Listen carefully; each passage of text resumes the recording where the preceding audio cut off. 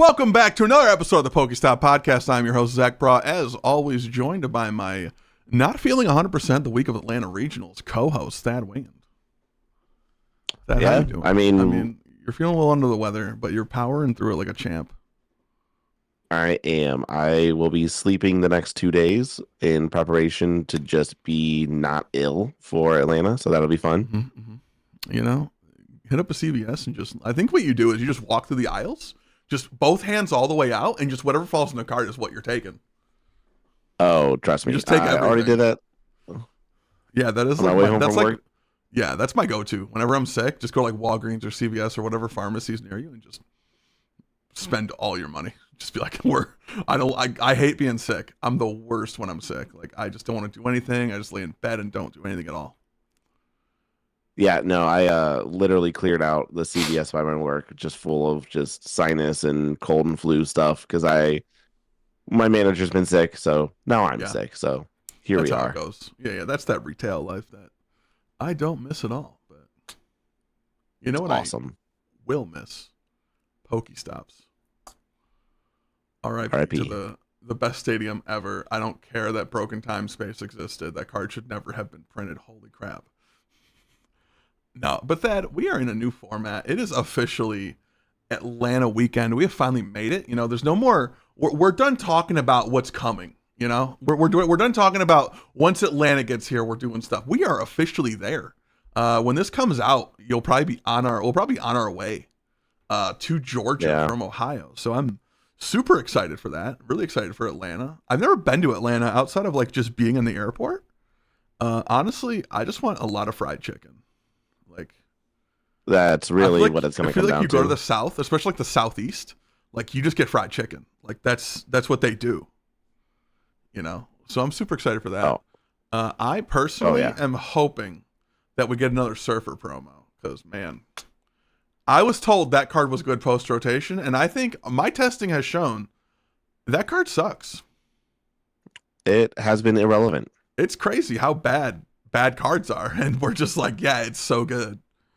But we're going to talk about more about bad cards later in the episode when we tier list kind of like our top 12. And I know everyone's going to get mad because we didn't do like every single deck that has ever existed in this format. Like we didn't do like Charizard, Terrapagos, Pidgeot with Petulant. And people are going to get mad at us for that. But I'm going to be honest. That deck's ass. Heck 'em. Heck 'em or right off. You can kick all rocks, bud. Bank. All the way to the bank. You know, Thad, it's been a busy weekend. I have played in a limitless tournament. I've played in either like an in-person locals tournament or a limitless tournament every day for the past 10 days. Ever since last Monday. Every single day I've done a limitless tournament. Yeah, literally since April 1st, unironically. I have played in a limitless tournament or an in-person tournament every day. Because I have not felt very comfortable in this format, but I think I feel as comfortable as I can. Yeah. Which is really cool. I did go to our locals on Monday. You were working, but I was there. I threw my first round against Walls, which is super irritating. Like, I feel like anytime you throw against like a control deck, it's just like, it's so much more tilting than anything else. Oh, yeah, the self-defeating nature just starts kicking in, and you're like, I just want to go home now. Yeah, honestly, I had that feeling. I had that honest, like, urge to be like, can I just go home now? But I did end up 2-1 and got third place out of 7. So, pretty sure I'm going to win Atlanta. That's not nothing. That is not nothing, indeed. That, it is Friday, April 10th. Are you excited for Atlanta Regionals? I am really excited for Atlanta. I think that, you and I specifically, and definitely our local testing group, we've definitely been preparing for, this tournament. We had the full grab 3K that we were all preparing for, which sort of just happened to, also prepare us for this. Yeah. I flip-flopped on a few decks. I've been bouncing back and forth a little bit, but I think I'm pretty set on my 60 now. A few things, need to fall in place for me to be completely comfortable. I am definitely still uploading 2 lists to RK9. I mean, you can literally just not like I don't submit until like Friday night. Like that is always like my routine is like I get done testing, I resleeve, I submit. Once that's done, I get my bag ready, right? I just put the mat in the bag. That's it. Mat and deck Put the box in fries bag. Literally, in yeah. bag. Like I don't understand people who bring like 70 decks into the regional. Like I get like bringing them with you. Like you don't, you're not really sure which list you're going to send yet. So like you bring a bunch of stuff and I do the same thing. But like, why are we bringing like 3 ETBs full of singles to like the regional? Like I just don't understand that. I mean, yeah, I'll Unless never you're like understand that selling. either. Yeah, like I'm just like, I don't know. I just feel like you're in a room of 5,000 strangers. I just feel like we're inviting too much bad things that can happen in a space of 5,000 people. No, I Either agree. accidentally or intentionally. So I don't know. Normally, I like, also bring a lot of snacks with me too, which I feel like is super underrated. very valid though. Yeah, 100%. Yeah, But normally I only bring I bring 2 standard decks with me into the venue in case I scrub out early and just want to go pod. that's fair. That is fair. That is fair. If I scrub out, I'm not playing Pokemon the rest of the weekend. Like I'm just like I hate the game. Like at this point, I'm not having fun.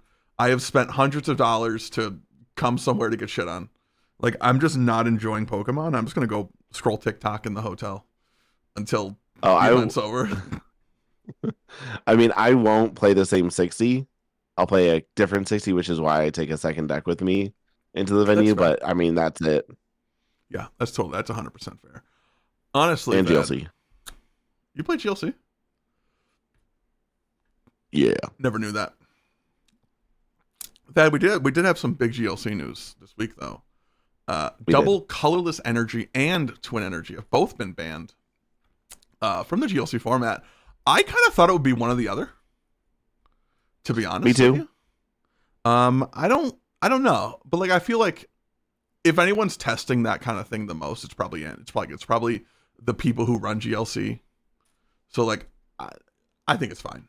I think it's Yeah. I think banning them both maybe a bit too far, but like I think colorless is just way too good. Did you read his article about it though? Not On really. the GLC website. The justification actually makes a lot of sense, and Okay. and for anybody who's listening to this, definitely go read that article.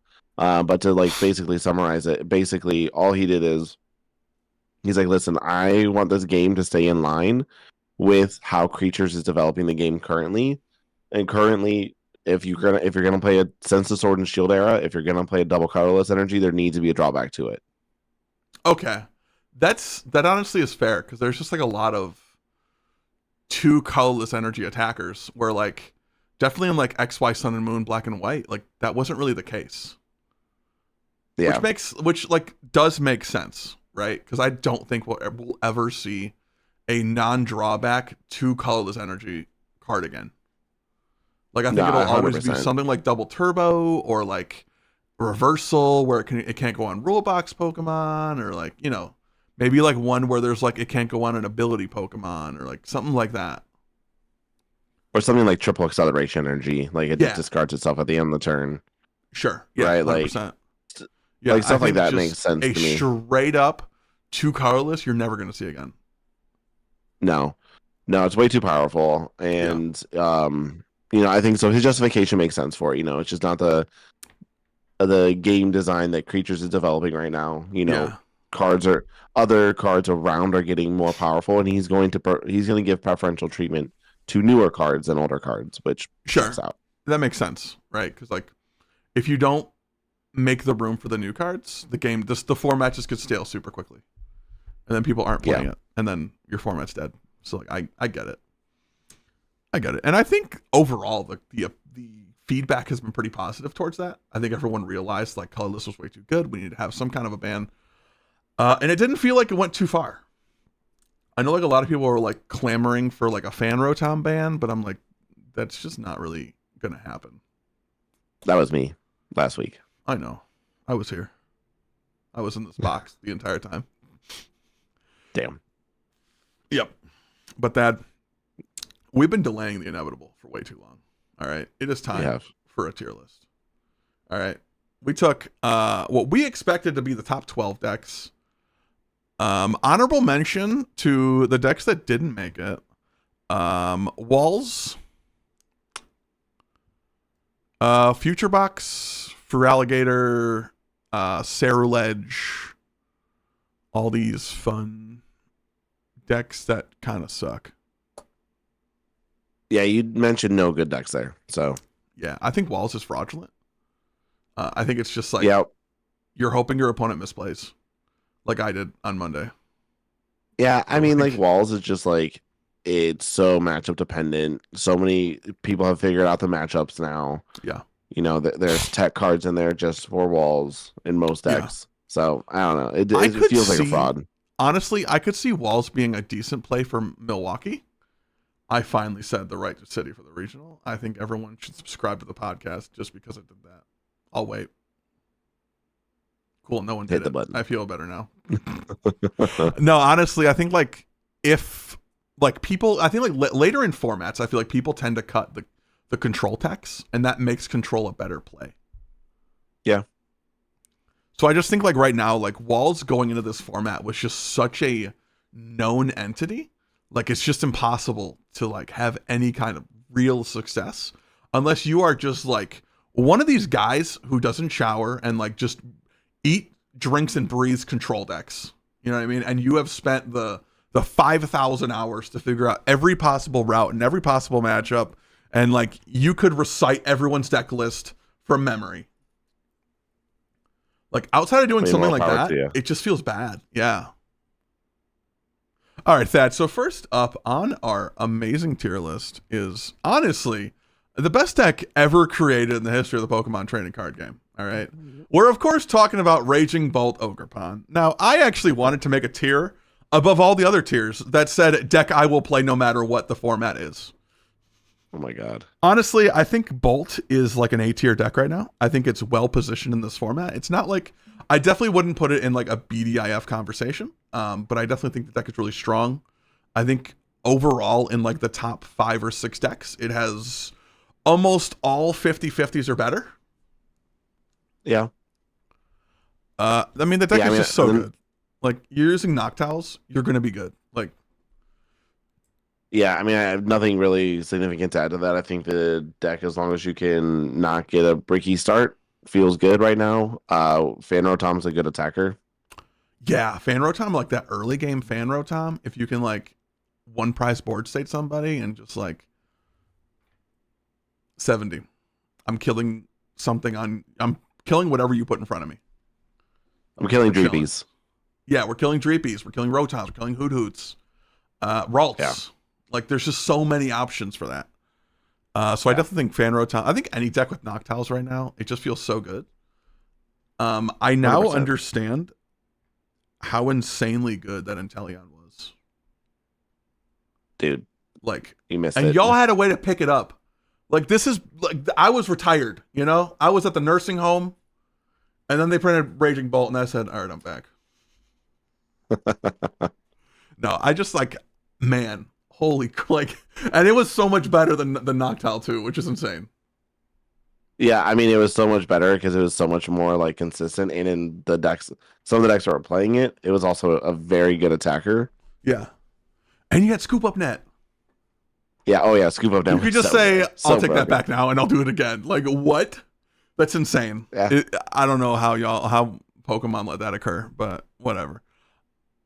Speaking of very bad decks, though, up next we have the Ends Zoroark. I'm gonna call it the End box. Basically, you have 3 attacks, and none of them are really good. If I'm being 100% honest, I don't think so. I like your most impactful attack is 170 damage. That's just very bad. I mean, for a deck that doesn't really utilize weakness. If you're playing Max Belt, goes up to what, 220?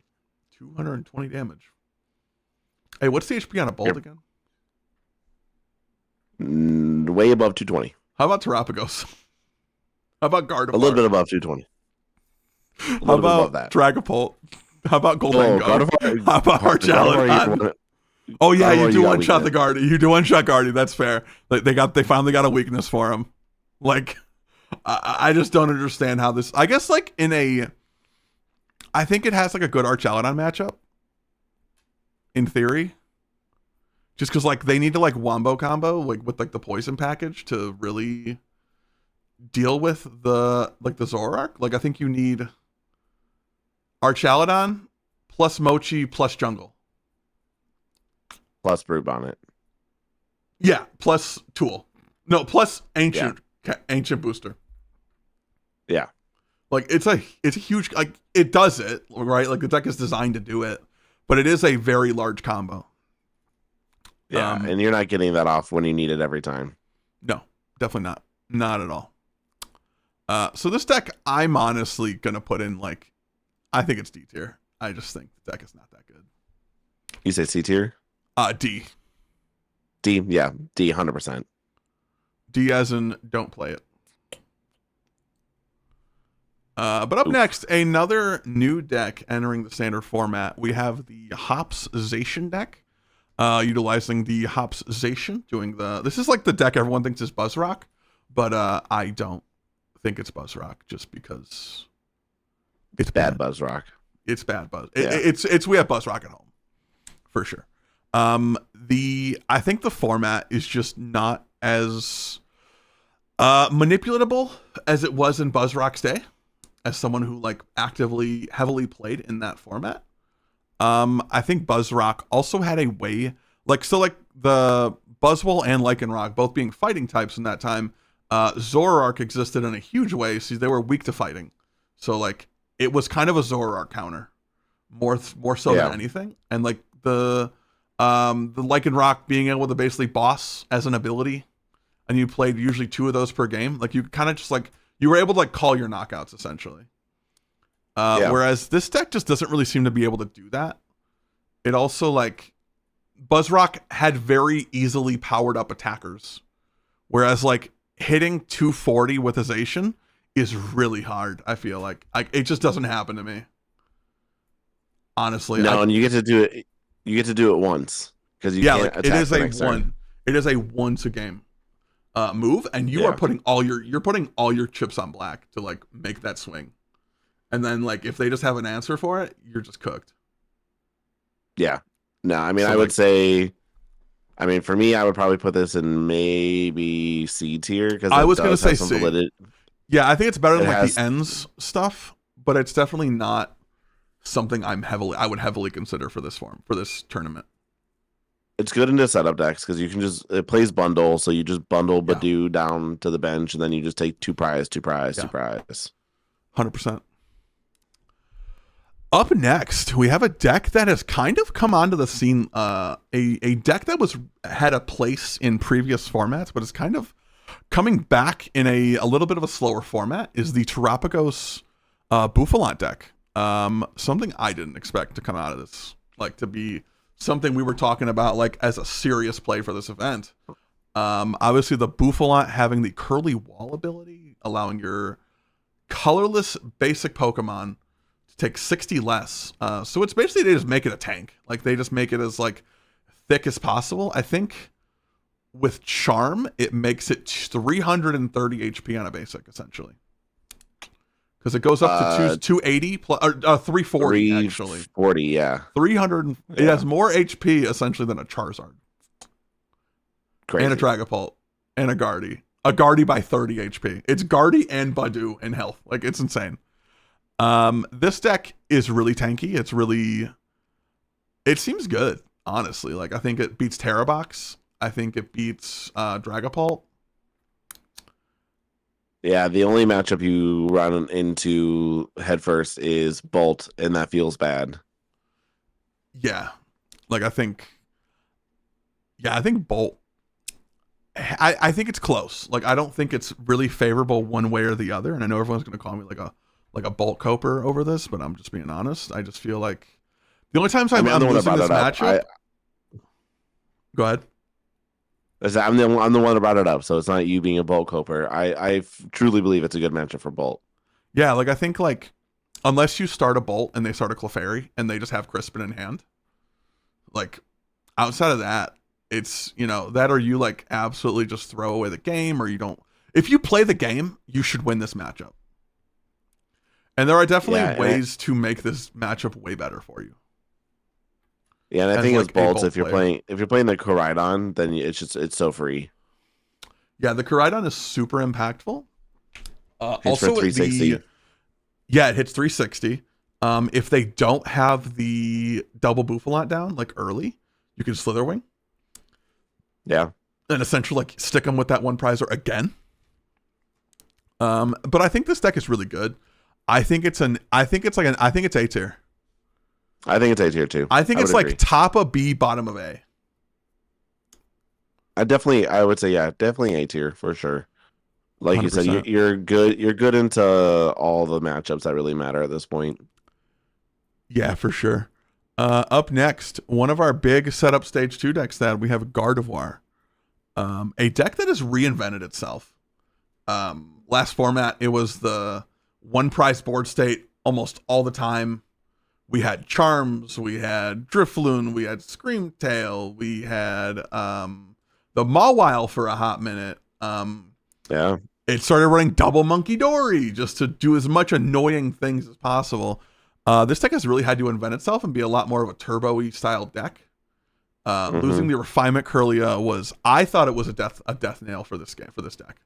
I genuinely felt this deck was dead. But it seems to have like found new life. A couple players locally have been playing it, and it feels really good. Like they've had really good success with it. At least like in like a locals level at this point. So I'm interested to see what like the big Guardy heads in the community like kind of come up with for this weekend. Yeah, I mean it did just take second place in Miyagi, the Japan Championships. So in that build is pretty good. Run Secret Box. So you're just discarding, playing Hella Iono. Yeah. Good. I think it's good. I think it's a solid deck right now. Yeah, in my opinion, I think it's a solid B. I was going to say B, so I think we're in agreement there. Moving right along, though, we have the Archaludon and we have two different Archaludons in this deck. This is the Poison Archaludon with Pecharunt, with Brute Bonnet, with the Binding Mochi, the big annoying Poison guy. I think this deck is B. I think it's a B tier deck. I think it's good, but it has some really bad matchups, especially into Raging Bolt. It's also don't really know how slow. Bolt loses. Yeah, it's very slow, and you have to squawk. Like this deck, like most lists I've seen are running 2 squawks. So it's like if you're not squawking, you're losing, I feel like. And then you're giving Raging Bolt a target for a boss or a prime catcher that I can destroy with 3 energies. In a matchup where burning my energy is really important for you. Yeah. And even if like you tried running Charms, that only brings it up to 210, so it does not affect Bolt in any way, shape, or form. But I think, honestly, I think it's really good into a lot of the Terra Terrapago stuff. Just because the Curly Wall doesn't stop poison damage. So you can... Yes, I'm doing less damage, but I'm also stacking so much poison on you. Yeah. So and not letting... Cool. Yeah, not letting Fez activate is really good too. So yeah, 100%. Yeah, that is also, I think, one of its strongest points, is that it doesn't give you access to arguably one of the best cards in the format. I think Fez, in a format we're in, where I feel like setup and like just draw and card search is becoming way harder to find. Like there's no Sealstone, there's no Luminion, there's no Rotom, there's no PokeStop, there's no Trekking Shoes. We lost a lot of consistency cards. So something like Fez is just so good. Oh, 100%. I mean, I just think that it's, it's really good into, like, in my opinion is, I think it's just so good into the setup decks. The Dragapulse, the Charizard. Yeah, because you could just Pecharunt. You just Pecharunt, don't give them Fez, and you're taking prizes every turn. Yep. Yeah, 100%.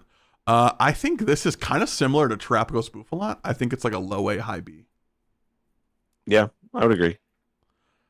For now, I'm gonna throw at the top of B tier. Okay. Which I think you could make an argument for it in a different tier at some point. I just think right now, I think it's B tier just because it has a really rough Bolt matchup. The way like Terrapagos Bouffalot, I think has at least a 50-50.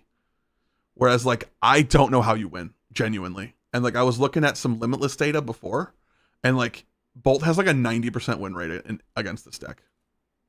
I think it was like 82 or something, but it was just like incredibly favorable for Bolt. So it's like, if Bolt sets up, you just don't win. I mean, that's basically the name of the game at this point. Yeah, I think playing consistent lists is going to be more important this format than any format in the past, I don't know, 3 years.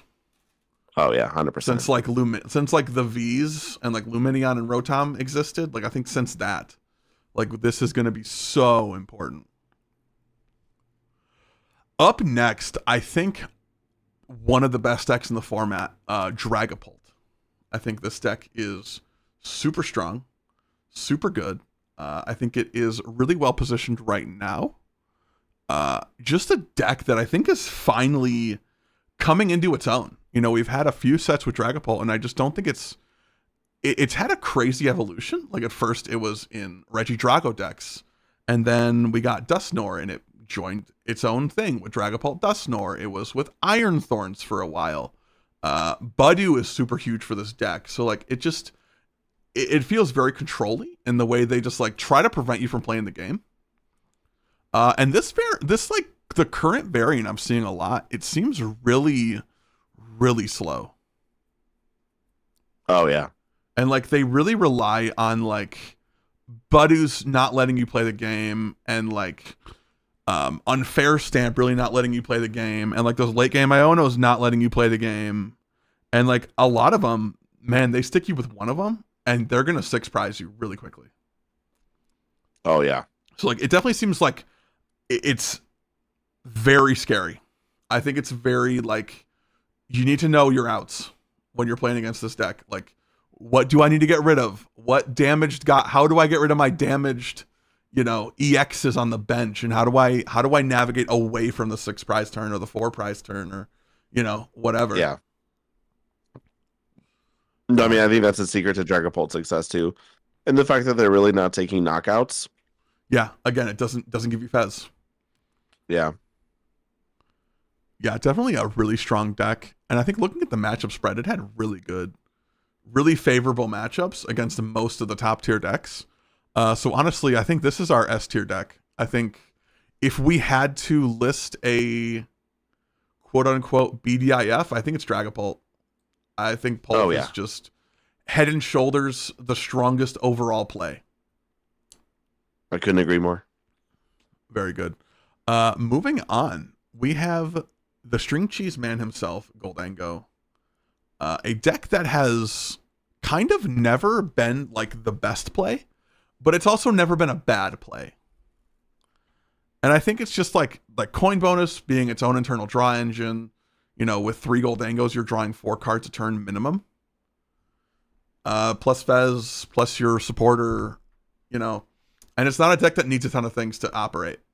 Like once, especially with Energy Search Pro, like once you find that, then it's all about cards with the words energy and retrieval in the title. And there's like 7 of them. So it's like, you're going to find them at some point. You just got to keep drawing until you hit it. And this deck now also running the Dunsparce to give you even more draw. So like you're just constantly drawing your deck and you're just constantly finding things. And again, a deck that doesn't require a lot. So like, even if I'm drawing 3, I just need 1 SCR for a knockout most times. Yeah, and I think it actually kind of has a pretty good Bolt matchup too, because it just for sure stakes you on a 1 prize and makes you kind of say, good luck. Yeah, it's really good at that. This has always been a deck that I have hated as a Bolt player, because it has the ability to punch as hard as Bolt while not giving me an EX turn 1.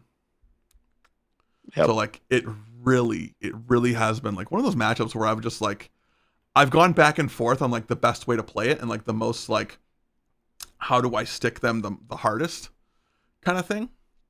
So definitely a very awkward matchup for Raging Bolt. Oh yeah.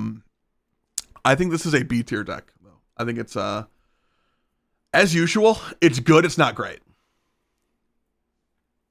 Yeah, I agree. I think it's in that like Archalet on Gardevoir neighborhood. Yeah, you definitely take some serious L's to some decks, getting 6 prized in what was the last regional? I forget. It was in like Europe, right? No, it wasn't Stockholm. I have it up right here. The one that Andrew Hedrick won with it. Not with. Brisbane? No, Vancouver. Oh, Vancouver. Yeah. Yep. Yeah. Golden Go versus Dragapult in the finals, and he like 4 prize turned the Golden Go and had the 6 prize ready to go, and it was just like, you checkmate so many. You get checkmated so hard by Dragapult, it's insane. Yeah, plus you also don't have a great Terra Box matchup. Like, Water Pond just takes your lunch and says, that's mine now. Yeah, it's like, I hope you got 4 of those boys, because 2 of them are going away right now. Yeah. Absolutely. But I think B tier is fair for this deck. If you can bob and weave in the right matchups day one, you can find yourself on a really good run. It just depends whose name you get put across from. I can't disagree. Yeah. Up next, a deck that, I don't have much good things to say about this deck. Slow King. I was talking at at our Monday locals. One of the players was playing a Slow King. And like, I just didn't understand how this deck is successful. Like, it relies on a stadium in a format where stadium bump is so common. It doesn't have a great draw engine. And it requires constant energy acceleration. Like, I just don't get it. Like, explain to me why this deck is good, Thad. Like, I just don't see it. Kirim. Cool. Enjoy my Terras. Yeah. Not my tail masks. But in a room full of Noctowl, 100%, 110 fair. damage is actually pretty relevant. Yeah, especially if you pop that early though, and you just wipe off the Hoot Hoots. Like, they're just like, yeah. That's like what the deck comes on to your opening hand. If your opening hand doesn't have the wombo combo in it, then like sign the slip. Yeah, for sure. It just seems really rough. I think this is like a bottom of C, top of D. Like, I just don't see it. I don't see the success for this deck. All right, we will put you right next to En's Zoroark. You two can talk about how good your deck is while you're 0-3. It's fine. You'll be at like table 4,000. The stage 1 setup spread decks. Yeah, it's weird how that works. Up next, though, we have I think if you would have asked anyone a week and a half ago, the best deck in this format, they would have said Terra Box. And I think it's kind of just going through like that natural evolution. I think like everyone thought Terra Box was the best play going into the format. And the full grip 3K, which I think a lot of people used as like the first event of this format. Because like there were, I think, 150 players. So like, yeah, pretty close to an SPE level attendance. And there were a lot of really good players there. There were a lot of people who traveled from out of state. A lot of Midwest players were there, which was really cool to see. I actually loved that, honestly. This deck ended up winning. I think it was 3 or 4 of the top 8 as well. The top tables, it was everywhere. Oh, yeah. But I think a deck everyone is now countering is the Terra Box. I think this deck is still A tier, though. I think it's just so strong. You pretty much aren't really susceptible to spread decks just because you have so many Terras. So, like, cool. They'll probably like they can make it really awkward for you mid late game with like taking out Hoots. But other than that, like you have so many attackers. Yeah, and I mean, like you can aggressively pick up your Hoots and Noctowls too. Yeah, for sure. You're playing Turo in the list, so like in most of these lists, so like, it's good. I think Terrabox, like you said, it is sort of like I think it's like the meter stick, right? Like can you beat this deck? If not, then maybe you shouldn't play your deck. Yeah, I think honestly, still for this event, I think the meters are Dragapult and Terrabox. If you can't beat those two, you should not play this deck. Yeah. I 100% agree with that. Yeah, I think this is kind of right in that like Terrapico's Bouffalant, Archaladon, the Poison Archaladon, like it's right there in that like I'm gonna put it at the very bottom of A. Yeah, I would agree with that. It is very counterable. It doesn't do well against. It has no one prize attackers in any kind of real way outside of like Fan Rotom, which is like really bad after turn one or winning the game on like a Treepy kill. Like, yeah, I 100% agree with that. Our last deck, actually a deck I think both of us were really high on, kind of like in the days following the Full Grip 3K, the Archaladon with the Dunsparce engine, with the Runaway Draw, with like Rigid Bands being kind of more of a tanky approach to the deck of being like, okay, I'm a 300 HP stage 1 with a weakness that is very irrelevant outside of an Ensdar Manatan, which if you're worried about Ensdar Manatan, I think you should just stop going to league challenges or something. I don't know. Like Rigid Band is really strong.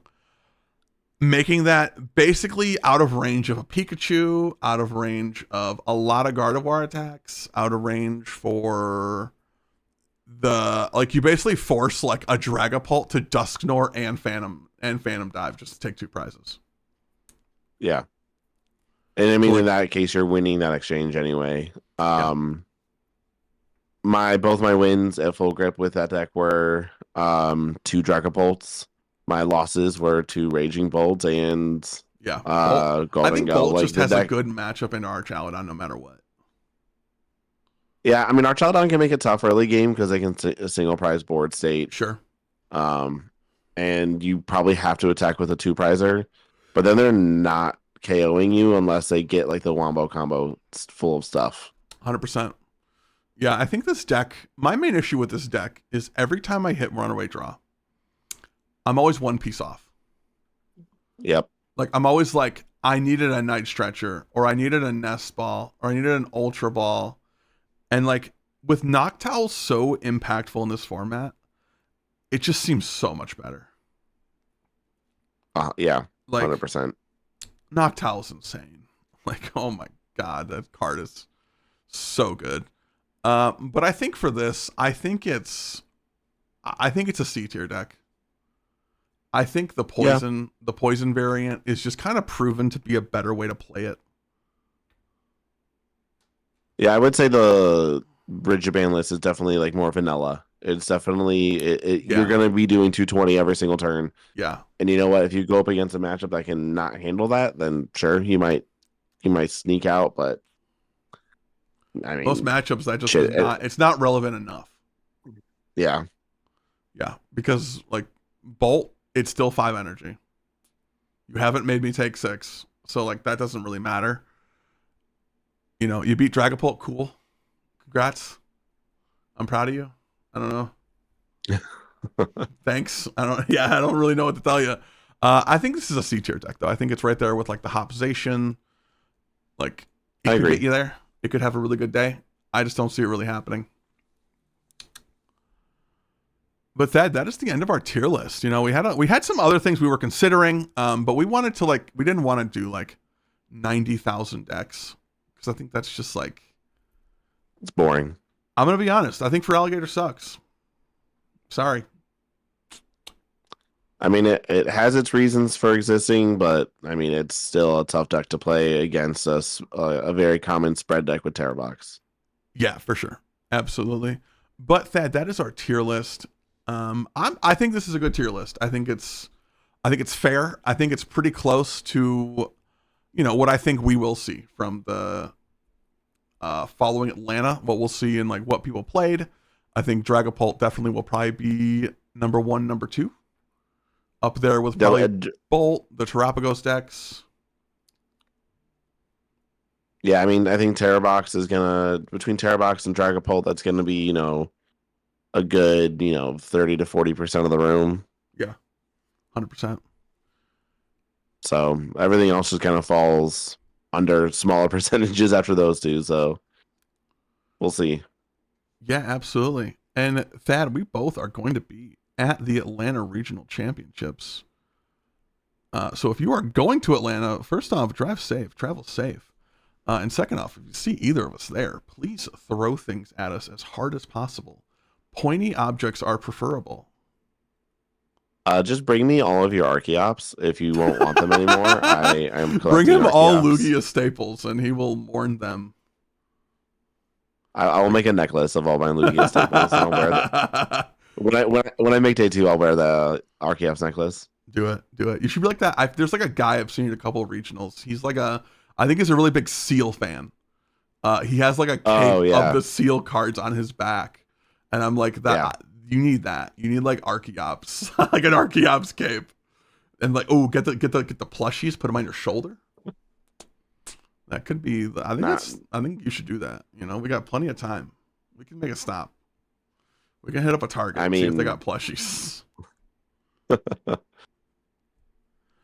But that is our episode for today. Thank you, as always, for joining me, and thank you for watching. We appreciate it, as always. And again, if you're driving to Atlanta, please drive safe, travel safe, and we hope you all have an amazing weekend at the regionals. Unless we're playing you, then I hope you don't draw anything good ever. But this has been the PokeStop Podcast. Thank you so much for listening. Don't forget to like, comment, and subscribe. And we will see y'all on the next one after Atlanta Regional Championships. Have a wonderful weekend, y'all. Later.